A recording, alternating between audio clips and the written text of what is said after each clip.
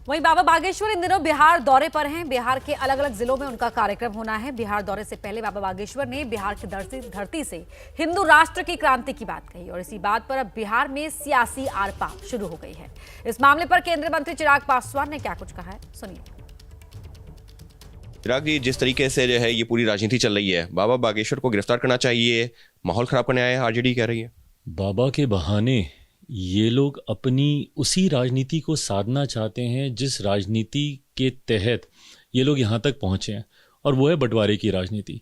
इन लोगों को सांप्रदायिकता को बढ़ावा देना, तुष्टीकरण की राजनीति को बढ़ावा देना, ये सोच राजद और राजद जैसी तमाम दलों की रही है। आप उत्तर प्रदेश में देख लीजिए, समाजवादी पार्टी, औरंगजेब के लोग समर्थक बन जाते हैं, यहाँ पे सनातन का विरोध करते हैं, इनके लिए कुंभ फालतू हो जाता है, वो मृत्यु कुंभ हो जाता है। इस तरीके की भाषा का इस्तेमाल करना ऐसे दलों की आदत बन गई है। क्यों? क्योंकि इनको ये तुष्टीकरण की राजनीति सूट करती है, खास तौर पर राजद, क्योंकि इनको अब इस बात का एहसास हो रहा है कि इनका जो कोर वोटर रहा है मुसलमान भी अब इनसे दूर होता जा रहा है, और उसको एक साथ साधने के लिए इनके पास सोच बस ये बच जाती है कि किसी भी तरीके से हिंदू धर्म को गाली दो, सनातन को गाली दो, ऐसे धर्म गुरुओं को गाली दो जो कि सनातन का प्रचार करते हैं। आप मुझे बताइए ना, बाबा बागेश्वर से आपका क्या लेना देना है भाई?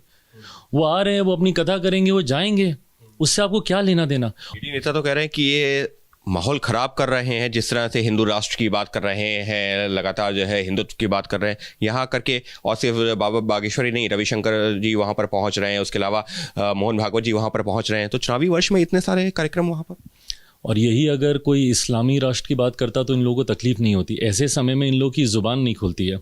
आप मुझे बताइए, जब औरंगजेब के ऊपर जब टिप्पणी की गई उस वक्त तो इन लोगों में से किसी की का मुंह नहीं खुला, उस वक्त तो किसी ने बोलना जरूरी नहीं समझा।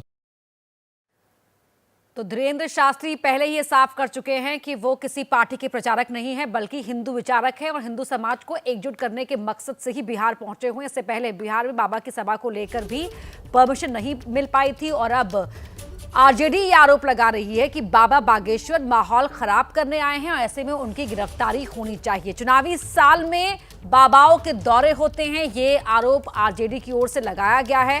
बाबा बागेश्वर के दौरे पर रोक लगाई जानी चाहिए, यहाँ तक कि समाज में तनाव फैलाने की कोशिश कर रहे हैं बाबा बागेश्वर, इसलिए इनकी गिरफ्तारी होनी चाहिए। चुनावी साल में ये बीजेपी की चाल है, ये साजिश का आरोप आरजेडी बीजेपी पर लगा रही है, क्योंकि 6 महीने के आसपास का वक्त अब बचा है बिहार विधानसभा चुनाव होने में, और ऐसे में अब बिहार में बाबा बागेश्वर के इस दौरे के पीछे चुनावी राजनीति है।